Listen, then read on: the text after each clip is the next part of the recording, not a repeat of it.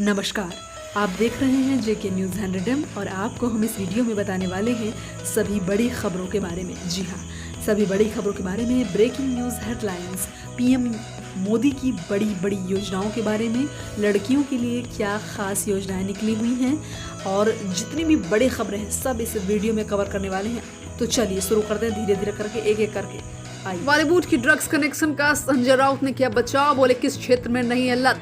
आपको बताते चलिए कि सुशांत सिंह राजपूत केस में बॉलीवुड से ड्रग्स कनेक्शन की जांच कर रहे नारकोटिक्स कंट्रोल ब्यूरो की जद में कई बड़ी हस्तियों के नाम आने के बाद हड़कंप बचा हुआ है। जांच एजेंसी लगातार ड्रग्स से जुड़े बॉलीवुड के तार को खंगालने में जुटी हुई है कि आखिर ये कितने गहरे हैं। इस बीच महाराष्ट्र की सत्ताधारी पार्टी शिवसेना ने जहां बॉलीवुड का बचाव किया तो वहीं एनसीबी को इस मामले के तार में पर्दा करने की लेकर कटघरे भी खड़ा किया।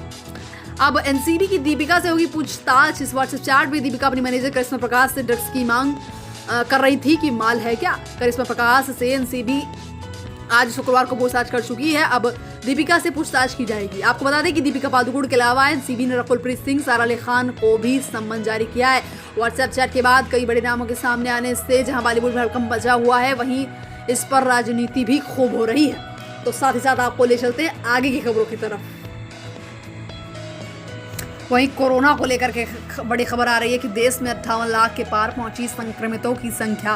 24 घंटे में सामने आए 86,052 नए मामले। भारत में कोरोना के मामले शुक्रवार को 58 लाख के पार पहुंच गए हैं, जबकि इनमें से 47 लाख से अधिक लोग संक्रमण मुक्त भी हो चुके हैं। इन्हा को लेकर के बड़ी खबर। भारतीय इलाकों पर अब भी नेपाल की नजर। बॉर्डर पर बढ़ रहा सैनिकों की संख्या। काठमांडू पिछले कुछ समय से भारत और नेपाल के बीच सीमा विवाद को लेकर संबंध कुछ सही नहीं चल रहा। नेपाल ने भारतीय सीमा के पास दारचूला में छांगरू के ब्यास वन में सशस्त्र पुलिस बल के लिए बैरक सहित परिसर बनाने का काम शुरू कर दिया है। नेपाली मीडिया में खबरों के मुताबिक सरकार भारतीय सीमा के पास सुरक्षा बलों की तैनाती बढ़ा रही है। जी हाँ, आपको बता दें कि भारत की ओर से चीन सीमा तक पहुंचने वाली सड़क का उद्घाटन करने के बाद नेपाल ने ब्यास में सशस्त्र बलों को तैनात कर दिया है। इनके लिए यहाँ बैरक बनाया जा रहा है। आधारशिला रखने के लिए गृह मंत्री थापा हेलीकॉप्टर से गुलाम पहुंचे। गृह मंत्री राम बहादुर थापा के सशस्त्र बल पुलिस महानिरीक्षक शैलेंद्र खनाल, गृह सचिव महेश्वर नुपाले, दारचूला के सांसद गणेश सिंह थगना इत्यादि शामिल थे। तो बढ़ते हैं अगली खबर की तरफ। शनिवार को संयुक्त राष्ट्र महासभा को संबोधित करेंगे पीएम मोदी। इन मुद्दों पर रखेंगे भारत का पक्ष। आपको बता दें कि इस बार यूएनजीए सत्र का विश्व भविष्य जो हम चाहते हैं, संयुक्त राष्ट्र जिसकी हमें जरूरत है, बहुपक्षवाद के लिए हमारी सामूहिक प्रतिबद्धता की पुष्टि करते हुए कोविड-19 का सामना करने में प्रभावी बहुपक्षीय कार्रवाई है। यह जो है पीएम मोदी ने बताया है। तरफ तेज भूकंप के झटकों से हिली लद्दाख की धरती। रेक्टर स्केल पर तीव्रता 5.4। लद्दाख क्षेत्र में शुक्रवार शाम 5.4 की तीव्रता वाला भूकंप का झटका महसूस किया गया। राष्ट्रीय भूकंप विज्ञान केंद्र ने यह जानकारी दी है कि एनसीएस ने कहा है कि भूकंप शाम 4:27 पर आया। जी हाँ, भूकंप के झटके से घबराकर लोग अपने घरों से बाहर निकल आए। आपदा प्रबंधन प्राधिकरण के अधिकारियों ने बताया था कि भूकंप का झटका रात 9:40 पर आया और इसका केंद्र श्रीनगर में जमीन से 5 किलोमीटर नीचे स्थित था। भूकंप से अभी तक किसी की क्षति या किसी के हताहत होने की सूचना नहीं है, लेकिन भूकंप के झटके कश्मीर घाटी के अधिकतर क्षेत्रों में महसूस किए गए। तो ये थी कश्मीर को लेकर खबर। बढ़ते हैं अगली खबर की तरफ। बिहार चुनाव पर संजय राउत का सवाल, क्या अब कोरोना महामारी खत्म हो गई है? संजय राउत ने पत्रकारों से बातचीत में कहा है कि कोरोना महामारी की वजह से देश में ऐसी स्थिति उत्पन्न हुई है जो पहले कभी नहीं थी। उन्होंने सवाल किया है कि क्या अब कोरोना वायरस की महामारी समाप्त हो गई है? क्या चुनाव कराने के लिए स्थिति ठीक है? शिवसेना नेता संजय राउत ने शुक्रवार को सवाल किया कि क्या देश में कोरोना वायरस महामारी के बीच बिहार में विधानसभा चुनाव कराना उचित रहेगा। जी हाँ, राउत ने कहा कि संसद से पारित कृषि विधेयकों का बिहार के चुनाव पर असर नहीं होगा, क्योंकि राज्य में केवल जाति और धर्म के आधार पर मतदान होगा। बिहार चुनाव में सुशांत सिंह राजपूत की मौत का मुद्दा बनने के सवाल पर शिवसेना सांसद ने आरोप लगाया है। जी हाँ, उन्होंने आरोप लगाया है कि बिहार चुनाव में सुशांत सिंह राजपूत की जो मौत हुई है उस पर ही उन्होंने चर्चा की है। बताया है कि सुशांत सिंह राजपूत मौत मामले की सीबीआई जांच का क्या हुआ। बिहार के पुलिस महानिदेशक ने इस्तीफा दे दिया और अब विधानसभा चुनाव लड़ने जा रहे हैं। गौरतलब है कि बिहार की पूर्व पुलिस महानिदेशक गुप्तेश्वर पांडे सुशांत सिंह राजपूत मौत मामले की सीबीआई जांच करने की मांग के बाद में भी महाराष्ट्र की गैर भाजपा पार्टियों के निशाने पर है। गत मंगलवार रात को पद छोड़कर उन्होंने स्वास्थ्य सेवानिवृत्ति ले ली है, जिससे उनके चुनाव में उतरने के कयास लगाए जा रहे हैं। तो ये थी संजय राउत को लेकर के खबर। आगे बढ़ते हैं। पता चले कि सिंगर एसपी बालासुब्रमण्यम का 74 साल की उम्र में निधन। 2 महीने पहले हुए थे कोरोना पॉजिटिव। जी हाँ, बॉलीवुड और टॉलीवुड के संगीत प्रेमियों के लिए 25 सितंबर किसी दुखद दिनों में से एक होगा। इस सिंगर एसपी बालासुब्रमण्यम का निधन हो गया। जी हाँ, तो कई जो है बड़े बड़े कलाकारों ने इनको ट्वीट करके इनकी आत्मा को शांति के लिए बोला है। चलिए आगे बढ़ते हैं। वहीं इस वक्त की बड़ी खबर आपको बताते चलें कि फेस्टिवल सीजन से पहले मोदी सरकार देने वाली है सबसे बड़ा राहत पैकेज। इन चीजों पर होगा फोकस। अब केंद्र सरकार अर्थव्यवस्था सुधारने के लिए अब तक के सबसे बड़े राजकोषीय प्रोत्साहन पैकेज की घोषणा करने जा रही है। जी हाँ, मोदी सरकार इस जो है स्टिमुलस पैकेज की घोषणा फेस्टिवल सीजन शुरू होने से पहले करेगी। आपको बताते चले कि कोरोना वायरस महामारी के कारण देश की अर्थव्यवस्था चरमरा गई है और लाखों लोग बेरोजगार हो गए हैं। इस अर्थव्यवस्था को वापस पटरी पर लाने के लिए केंद्र सरकार ने आत्मनिर्भर भारत पैकेज से लेकर पीएम गरीब कल्याण पैकेज तक की घोषणा की है, लेकिन बात नहीं बनी। अब केंद्र सरकार अर्थव्यवस्था सुधारने के लिए अब तक के सबसे बड़े राजकोषीय प्रोत्साहन पैकेज की घोषणा करने जा रही है। मोदी सरकार इस फिस्कल स्टिमुलस पैकेज की घोषणा फेस्टिवल सीजन शुरू होने से पहले ही करेगी। जी हाँ, आपको बताते चले कि केंद्र सरकार 35 करोड़ रुपए के प्रोत्साहन पैकेज की घोषणा कर सकती है, जिसका 35,000 करोड़, जिसका मुख्य फोकस शहरी और ग्रामीण क्षेत्रों में नौकरियों पर होगा। 35,000 करोड़ रुपए के इस फिस्कल स्टिमुलस पैकेज में urban job scheme, rural jobs, बड़े पैमाने पर इंफ्रास्ट्रक्चर प्रोजेक्ट्स, किसानों के लिए नई स्कीम और ज्यादा से ज्यादा कैश ट्रांसफर पर जोर होगा। सरकार इस साल कम से कम 25 बड़े प्रोजेक्ट्स को पूरा करना चाहती है, जिससे अधिक लोगों को उपकरण बनाने वाली कंपनियों के लिए इस वित्त वर्ष की तीसरी तिमाही बहुत महत्वपूर्ण हो। ऐसे में केंद्र सरकार फिस्कल स्टिमुलस पैकेज की घोषणा कर डिमांड को बढ़ाना चाहती है, ताकि अर्थव्यवस्था पटरी पर आ सके। जी हाँ, अर्बन और सेमी अर्बन एरिया के लिए जॉब्स के प्रोग्राम्स होंगे। इंफ्रा प्रोजेक्ट्स पर जोर देगी केंद्र सरकार। जी हाँ, तो इस प्रकार से जो हमारे देश की अर्थव्यवस्था है वो काफी मजबूत होने वाली है। अब देखते हैं कि कितना क्या ये योजना कर पाती है जो देश की अर्थव्यवस्था है उसको मजबूत करने के लिए। तो इसी के साथ बढ़ते हैं आगे की खबरों की तरफ। क्या आप टू व्हीलर लेना चाहते हैं या चाहती हैं? तो ये खबर आपके लिए महत्वपूर्ण होने वाली है। आपको बता दें कि कम पैसे कमाने वाली महिलाएं भी आसानी से खरीद सकती हैं टू व्हीलर। पीएनबी बैंक ने शुरू की है खास स्कीम। महिलाओं को टू व्हीलर खरीदने में मदद करने के लिए पंजाब नेशनल बैंक ने खास स्कीम शुरू किया है। इस स्कीम के तहत अगर आपकी आय केवल 8,000 रुपए मासिक है तो भी आप स्कूटी या बाइक खरीद सकती हैं। जी हाँ, पीएनबी की आधिकारिक वेबसाइट पर दी गई जानकारी के मुताबिक कमाने वाली महिलाओं के मामले में न्यूनतम 6 महीने का नौकरी काल पूरा कर चुकी वेतनभोगी महिला और 1 साल से जो अधिक कर रही हैं, 1 साल से अधिक वक्त से सेल्फ एम्प्लॉयड महिला इस वक्त इस स्कीम का फायदा ले सकती है। वही लड़की महिला स्टूडेंट है तो अपने माता पिता अभिभावक के साथ वे को बारोवर के रूप में स्कीम का फायदा ले सकती है। तो ये थी काफी अच्छी खबर। जी हाँ, खुशखबरी थी। जो मीडियम क्लास के लोग हैं या ज्यादा नहीं बजट है उनका तो ले सकते हैं वो। आगे बढ़ते हैं। वही डीजल पेट्रोल को लेकर के एक बड़ी खबर आ रही है। आपको बता दें कि डीजल पेट्रोल और डीजल के आज के भाव जारी। टंकी फुल कराने से पहले जान लिए नियम। जी हाँ, आपको बता दें कि वैश्विक बाजार में कच्चे तेल की मांग अभी कोरोना काल के पहले के स्तर तक नहीं पहुंची है। इस बीच मांग कम होने से अंतर्राष्ट्रीय बाजार में कच्चे तेल की कीमतों में गिरावट का दौर देखने को मिल रहा है। गुरुवार को भी कच्चे तेल का भाव कम हुआ। इसके बाद घरेलू तेल विपणन कंपनियों ने शुक्रवार को भी पेट्रोल डीजल के दाम में कोई बदलाव नहीं देखा। यह लगातार तीसरा दिन है जब दोनों ईंधन की कीमतों में कोई बदलाव नहीं हुआ। हालांकि पिछले कुछ समय में देखें तो पेट्रोल डीजल के दाम कम हुए। अगस्त महीने के दूसरे पखवाड़े में पेट्रोल की कीमतों में लगातार तेजी देखने को मिली है। राजधानी दिल्ली में भी करीब 16 किस्म के पेट्रोल के दाम में कुल ₹1.65 इजाफा हुआ।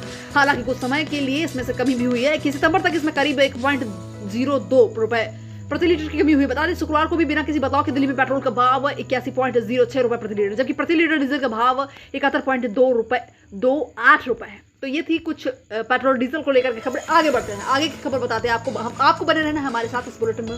पूरा वीडियो देखना है आपको। जी हाँ, पूरा वीडियो देखना है और वीडियो पसंद आने पर वीडियो को लाइक जरूर कीजिएगा। आगे बढ़ते हैं। आपको बताते चले कि नए कानून के बाद बदल गया ग्रेच्युटी का नियम। जानिए किससे और कब मिलेगा पैसा।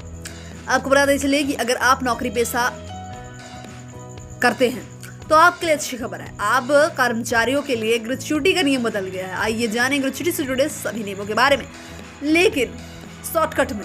जी हाँ, संसद में 3 लेबर कोड बिलों को पारित कर दिया गया। इनमें occupational safety health and working condition bill 2020, industrial relation bill 2020 और सोशल सिक्योरिटी बिल 2020 शामिल है। सबसे पहले ग्रेच्युटी के बारे में जान लेते हैं। एक ही कंपनी में लंबे समय तक काम करने वाले कर्मचारियों को सैलरी, पेंशन और प्रोविडेंट फंड के अलावा ग्रेच्युटी भी दी जाती है। ग्रेच्युटी किसी कर्मचारी को कंपनी की ओर से मिलने वाला रिवार्ड होता है। जी हाँ, अब तो आप समझ ही गए होंगे कि ग्रेच्युटी क्या होती है। तो इसके लिए सरकार ने निश्चित अवधि फिक्स्ड टर्म वाले कर्मचारियों के लिए यानी कॉन्ट्रैक्ट पर नौकरी करने वालों के लिए ये व्यवस्था कर दी है। अगर कोई कॉन्ट्रैक्ट पर किसी कंपनी के साथ 1 साल फिक्स्ड टर्म के साथ काम करता है तो उसे भी ग्रेच्युटी मिलेगी। जी हाँ, कॉन्ट्रैक्ट पर नौकरी करने वाले कर्मचारी को अब एक नियमित कर्मचारी की तरह सामाजिक सुरक्षा का अधिकार दिया गया है। जी हाँ, आपको बता दें कि अन्य के लिए पुराना वाला नियम ही जारी रहेगा। मौजूदा समय में 5 साल की नौकरी पूरी करने पर हर साल 15 दिन के वेतन के हिसाब से ग्रेच्युटी निर्धारित है। ग्रेच्युटी कंपनी की ओर से कर्मचारियों को दी जाती है। इसकी अधिकतम सीमा 20 लाख रुपए होती है। कर्मचारी ने एक ही कंपनी में 20 साल काम किया और उसका अंतिम वेतन 60,000 रुपए है। इस वेतन को 26 से भाग दिया जाएगा क्योंकि ग्रेच्युटी के लिए 26 कार्य दिवस माना जाता है। इससे 2307 रुपए की रकम निकलेगी। तो इस प्रकार कुछ नियम कायदे हैं। तो जिस प्रकार से ग्रेच्युटी के जो इसका जो पैसा है वो मिलने वाला है। चैप्टर 5 में कहा गया है कि कर्मचारी को नौकरी के खत्म होने पर लगातार 5 साल की सर्विस देने पर ग्रेच्युटी का भुगतान किया जाएगा। यह सेवानिवृत्त, रिटायरमेंट या इस्तीफा, दुर्घटना या किसी भी बीमारी या दिव्यांगता पर होगा। हालांकि वर्किंग जर्नलिस्ट के केस में यह 5 साल की जगह 3 साल की होगी। आप समझ गए होंगे कि क्या है ग्रेच्युटी। खुशखबरी है, क्या है भाग्य लक्ष्मी योजना। तो गाइज मैं बता दूं कि लड़कियों को कैसे मिलेंगे 2 लाख रुपए। आइए आपको थोड़ा विस्तार से बता देते हैं। उत्तर प्रदेश सरकार द्वारा भाग्य लक्ष्मी योजना की शुरुआत की गई है। इस योजना के तहत राज्य सरकार प्रदेश की लड़कियों को उनके सुरक्षित भविष्य के लिए आर्थिक सहायता उपलब्ध कराती है। इस योजना का मकसद कन्या भ्रूण हत्या रोकने, बेटियों के जन्म को बढ़ावा देने और महिला सशक्तिकरण को कराना है।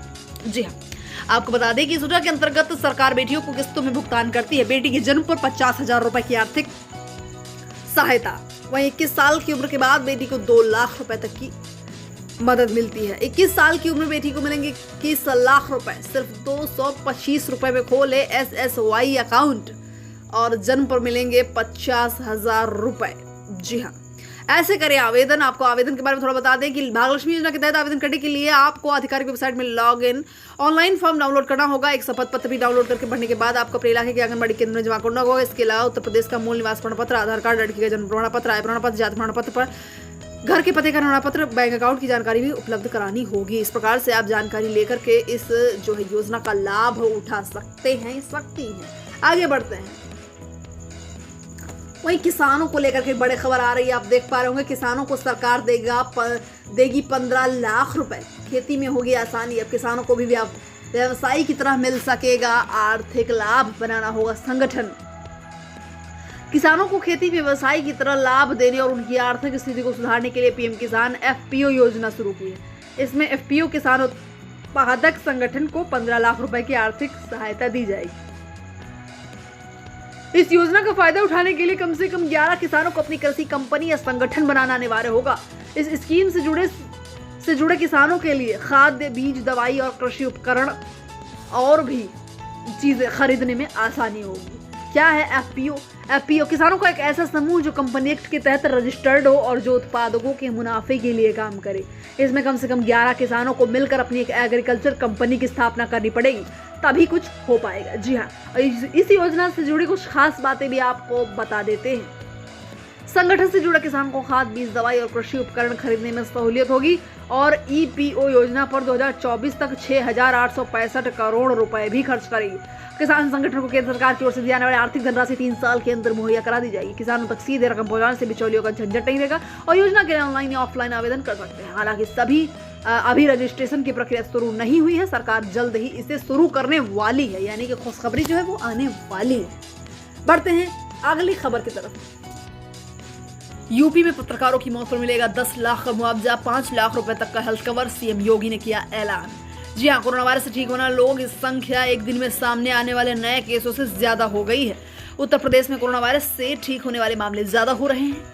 यूपी के अपर मुख्य सचिव स्वास्थ्य अमित मोहन प्रसाद ने शुक्रवार को बताया कि पिछले 24 घंटे में 4,519 नए मामले आए, जबकि 6,075 लोगों को ठीक होने के बाद डिस्चार्ज भी कर दिया गया। उन्होंने बताया कि लगातार 8वें दिन उपचारित लोगों की संख्या संक्रमित लोगों से अधिक है और भी उन्होंने बहुत सारी सूचनाएं दी हैं, जिस पर योगी ने कहा कि सूचना विभाग शासन और प्रशासन के कार्यों को मीडिया तक पहुंचाने के लिए एक सेतु का काम करता है। किसी भी सरकार के कार्यों को आम जनमानस तक पहुंचाने का एक सशक्त माध्यम सूचना जनसंपर्क कार्यालय होता है। तो शासन का काम योजनाएं बनाना होता है, प्रशासन उसे विभिन्न माध्यमों से आम जन तक पहुंचाता है, लेकिन जनता शासन और प्रशासन के बीच में एक महत्वपूर्ण सेतु के रूप में मीडिया की भूमिका को नकारा नहीं जा सकता, जिसके लिए ही उन्होंने इस योजना को बनाया है। आगे बढ़ते हैं। सावधान, बच्चों के लिए वायरस ही नहीं मास्क भी नुकसानदायक। आपको बता दें कि गाजियाबाद लॉकडाउन भले ही खुल गया हो, लेकिन कोविड-19 का खतरा कम नहीं हुआ, बल्कि इससे सचेत रहने की बेहद जरूरत है। खास तौर से बच्चों के लिए सोशल डिस्टेंसिंग बेहद जरूरी है, क्योंकि बच्चों को ज्यादा देर मास्क लगाने से परेशानी होती है। बच्चों को ही क्या, नॉर्मल इंसान कोई भी हो, किसी भी उम्र का हो, किसी भी एज का हो, उसे हो ही जाती है। लेकिन आपको बता दें कि डॉक्टर आनंद ने बताया कि मास्क पहनकर खेलने के दौरान तेज सांस लेने से बच्चों की सांस की नली पर जोर पड़ता है। बच्चों की सांस नली बड़ों के मुकाबले काफी नाजुक और मुलायम होती है, इसीलिए उन्हें सांस लेने में परेशानी हो सकती है। इसलिए आप सभी से गुजारिश है कि आप लोग ज्यादा से ज्यादा सोशल डिस्टेंसिंग का ध्यान रखें, सोशल डिस्टेंसिंग को मेंटेन रखें और ज्यादातर सैनिटाइजर का प्रयोग करें। जो भी कोरोना प्रोटोकॉल है उसका ध्यान रखें और उसके साथ ही चलें। इसी के साथ आगे बढ़ते हैं।